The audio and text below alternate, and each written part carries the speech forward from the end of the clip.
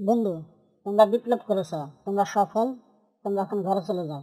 দেশ চালাবে রাজনীতিবিদরা। তাই বন্ধু, শোনো, জনগণের রক্তে ভেজা বিপ্লবকে তোমরা কুর্সি লালসায় কলঙ্কিত করেছ।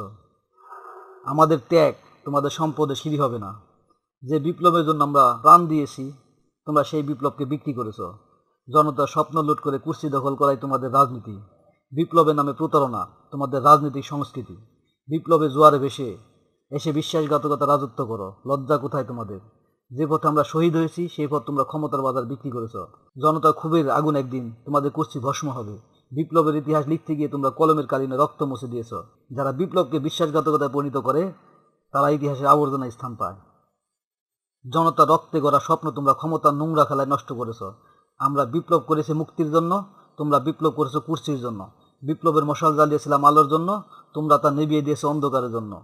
যে রক্ত বইয়ের ইতিহাসে লিখেছি, তোমরা সেই পাতাগুলো ছিঁড়ে ফেলেছ। আমরা প্রাণ দিয়েছি স্বাধীনতার জন্য, তোমরা স্বাধীনতাকে বন্দী করেছ লোভের খাঁচায়।